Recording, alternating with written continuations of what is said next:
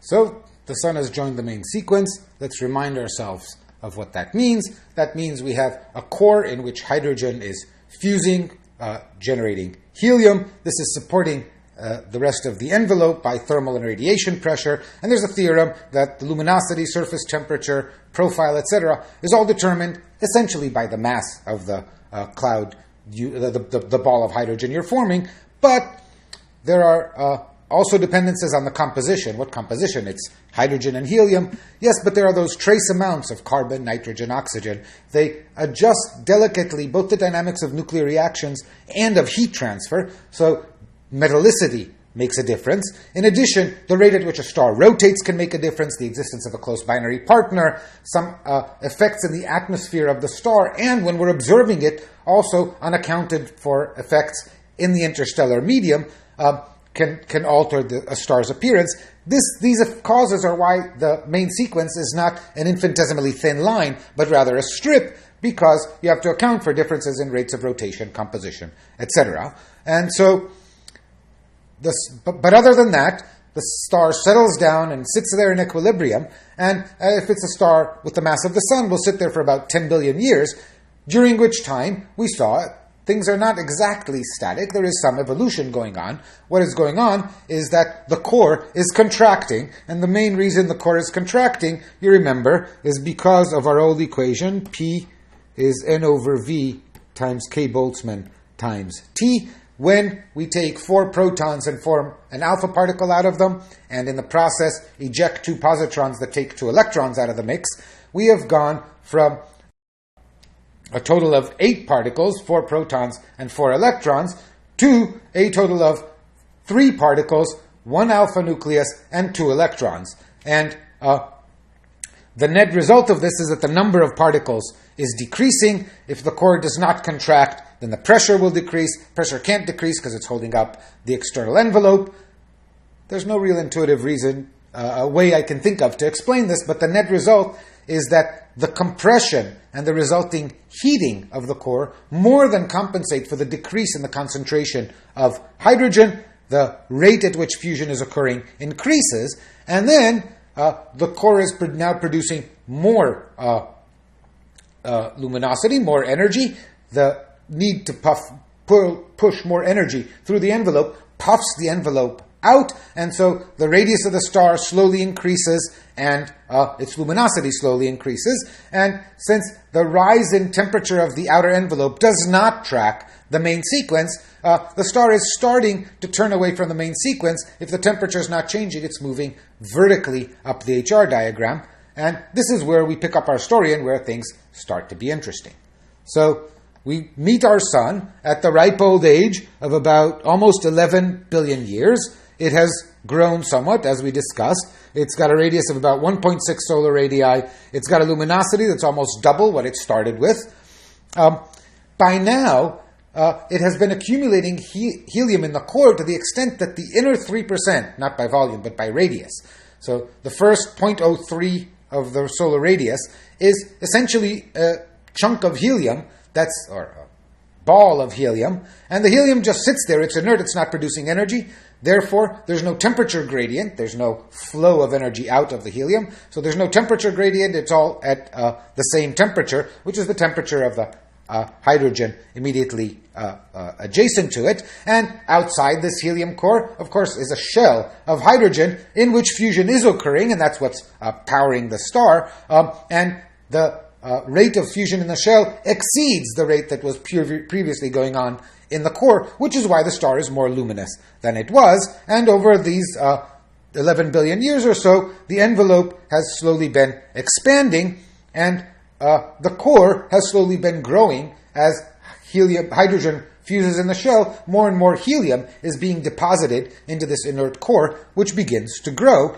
And this is a picture of the solar system at this point in time. Where we are in terms of the sun's main sequence and evolutionary track is that for the first 10.5 billion years of its existence, the sun sat very happily at this point, and it is now rising away from the main sequence. Its luminosity is increasing, and its temperature is starting to decrease slightly as the envelope puffs out. So the evolutionary track is turning somewhat to the right.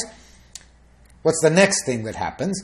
Well, there is an issue here, and the issue is, we'll maybe have an optional clip where I'll do a calculation associated to this, but the core being isothermal means, again, PV is NKT. You need higher pressure in the center of the core than at the outside of the core because the center is supporting the mass, the weight of the outside against gravity. This means the center of the core has to be more dense than the outside of the core. Not too complicated a calculation from this shows you that if the core is too large a fraction of the star, it cannot support the weight of the outer layers, no matter what density you give it.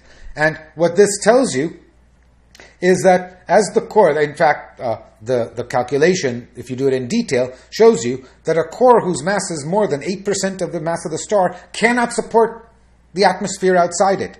When the mass of the inert helium core in the center of the sun exceeds 8% of the solar mass, and it will, remember that's about the mass of Jupiter, when it exceeds 8% of the solar mass, it can no longer sustain the weight of the atmosphere, and the core starts to collapse. Collapse rapidly. What is rapidly? Rapidly means on the gravitational scales. Tens of millions of years. That was this Kelvin-Helmholtz scale we talked about.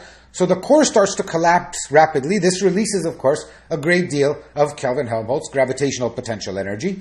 It also compresses the hydrogen-burning shell immediately outside the core because that falls in as the core collapses. This, in turn, increases the luminosity that hydrogen shell is putting out. That puffs out the star's atmosphere and cools it down. And the result is that the envelope has puffed up, its radius is larger, the external temperature decreases, so the star starts moving to the right along the HR diagram. This is what the solar system will look like with a larger, cooler sun. Notice the time, 700 million years have elapsed, and the sun is now a subgiant star. It is moving, it'll spend these 700 million years moving to the left and slightly heating up, moving to the right, so cooling down and slightly increasing in luminosity as the envelope puffs up. What's a subgiant star? Well, an example of a subgiant star is Procyon in Canis Minor. You can look up its data. That's a good example of a subgiant star. Notice the sun will only last about 700 million years as a subgiant, whereas it lasted 10 billion as a main sequence star. Subgiants are more rare, but because they are luminous, notice the sun will be more luminous at the end of its subgiant phase. We can see some of them. So we've left our core collapsing. What does that do? Well, once the core starts to collapse, then compression heats the shell, luminosity of the hydrogen fusion shell increases dramatically. This puffs up the envelope. As it puffs up, it cools down. It cools down to a temperature of a few thousand degrees, where negative hydrogen ion opacity again controls the opacity of the external atmosphere. So it's approaching that Hayashi temperature that we talked about. Because the external atmosphere is opaque, that means that instead of radiation transfer at the outer atmosphere, we have sort of deep convection cells over here. These dredge up to the surface the products of early fusion in the core, and we see a change in the spectrum of the star. What comes up? Well, trace amounts of carbon, nitrogen, and oxygen whose isotopic abundances have been slightly shifted by the CNO processes that have been going on, albeit at a small rate, in the interior of a star. In a bigger star, we'd see the CNO abundances that are adjusted by the action of the CNO cycle. Now, whenever a star puffs up this large, note the sun is acquiring a radius of 160 solar radii. It's doing it rather quickly, within about 600 million years. This quick puffing up is always accompanied by enhanced stellar wind and mass loss. Notice that the outer layers are now much farther from the center than they were, much less strongly gravitationally bound. So the sun at this point might lose as much as 28% of its mass in its red giant phase. The way this would look in the solar system is that poor Mercury will have completely been subsumed in the sun. Venus and Earth still exist, albeit temperatures there would be very hot. What's an example of a red giant that we know? Well, the star we call Aldebaran, and probably should call Aldebaran, is a red giant with 1.7 solar masses, so it's a slightly more massive than the Sun. Red giant with a luminosity about 500 times that of the Sun. And at the peak of its red giant phase, and we'll talk about that, the Sun will have a luminosity over 2,000 times the current solar luminosity. And so the Sun is puffing up, cooling down, and this goes on, and the core is collapsing. Now, neither the puffing up and cooling down can go on forever, nor for that matter can the core collapsing. So something's going to stop the core collapse. And remember that thermodynamic pressure is not able to do this because of this Schoenberg-Chandrasekhar limit that we talked about. There is no way for the core to support the external atmosphere unless something happens that we haven't taken into account yet. Before we go there, let's remind ourselves where we are on the HR diagram. We have finished the subgiant phase, and we are now climbing the red giant phase. And this phase is the phase that will last for the next 600 million years or so. And the sun becomes more and more bright, more and more luminous at a pretty constant temperature, determined, as I said, by H- ionization. And then what? Well, first of all, the core cannot continue to collapse. Its collapse is stopped by a quantum effect called electron degeneracy pressure. We'll meet this effect again, and while we haven't done much quantum mechanics, we can explain some of it. Electron degeneracy is the result of the Pauli exclusion principle, which, remember, tells you that only one electron, or two if you account for spin states, can occupy a given state, and there is a finite number of electron states up to a given energy in any volume of space. This electron degeneracy, if you want, is the reason why when I clap my hands, they don't go through each other. All the low-lying states in this region of space are occupied. All of these electrons would have to be excited to higher energy states.